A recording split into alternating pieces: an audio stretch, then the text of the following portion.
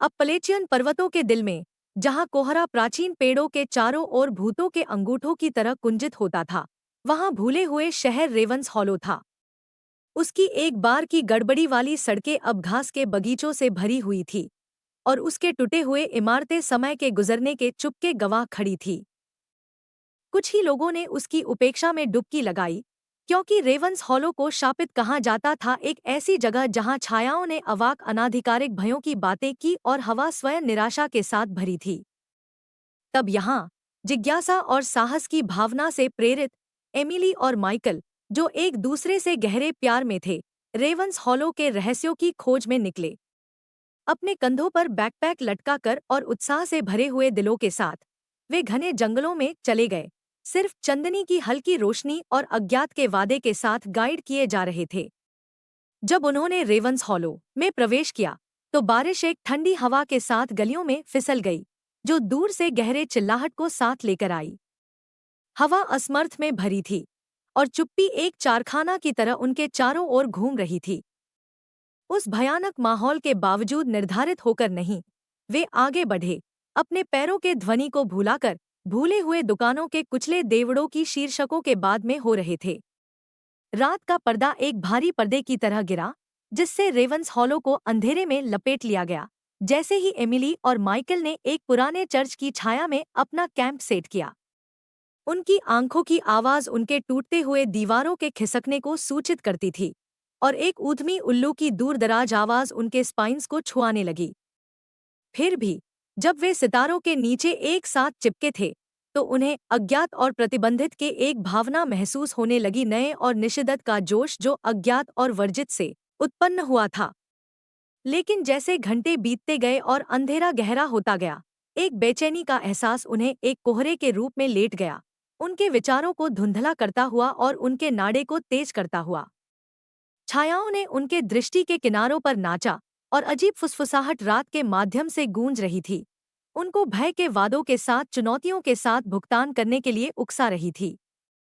फिर वह उस समय सुनते हैं, रात की चूंके में चल रहे नरम पैरों की आवाज, जो हर गुजरे पल के साथ नजदीक होती जा रही थी। दिल धड़कने लगे, वह अंधेरे में गहरे पलों में आंखें फाड़ दी, उनकी नजरें भय से विस्मित हो गई, जब वे रात्रि में चमकते हुए दो ज्वालामुखियों की आंखों को पकड़ते हैं। डर से जमे हुए वे एक आदमी को अंधेरे से निकलते हुए देखते हैं। उसका रूप विकृत और तंग था, उसकी आंखें मृत्यु के रंग में थी। यह एक ऐसा दृश्य था जो उनके हड्डियां कांपने लगीं, एक सपने की रूप में बनी अवतार। एक गले की गर्दन के साथ पशु आगे बढ़ा, उसकी पंजे दरियाई जंग के लिए निकटता के साथ बाहर निकली। डर के साथ एमिली और माइकल अपने पैरों पर उठ गए, उनके मन जब उन अध्यायों को भूल गए जिनमें वे अंधेरे में भागे।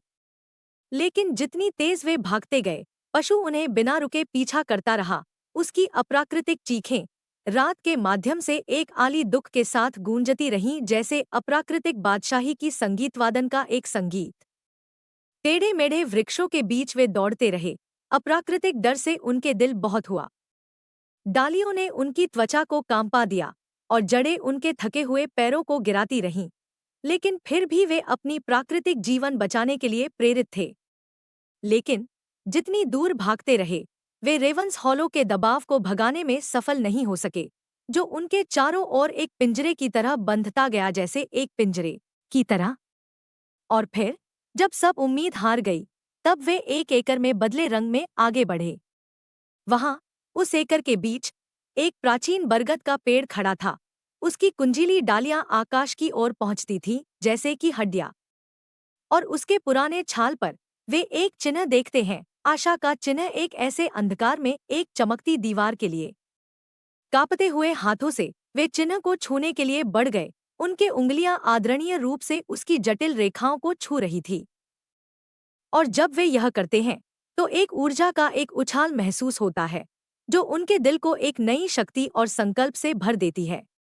आत्मविश्वास की चीख। वे अपने पीछा करने वाले के साथ मुखिया मुखिया हैं, अपने निर्णायक दृष्टिकोण के साथ अंतिम स्थान की तैयारी करते हुए। और उस पल में, जब जीव उन पर अपने दांत और तेज नाखूनों के साथ धावा बोल रहा था, तो एमिली और माइकल अपनी जगह में खड़े थे, अप्रत्याशित अन्याय के के सामने अज्ञात विराट की भावनाएं। क्योंकि वे रेवंस हॉलो के भयानक चेहरे का सामना किया था और विजयी हो गए थे, उनका प्यार अंधकार के जीवन में एक प्रकाश की तरह चमक रहा था।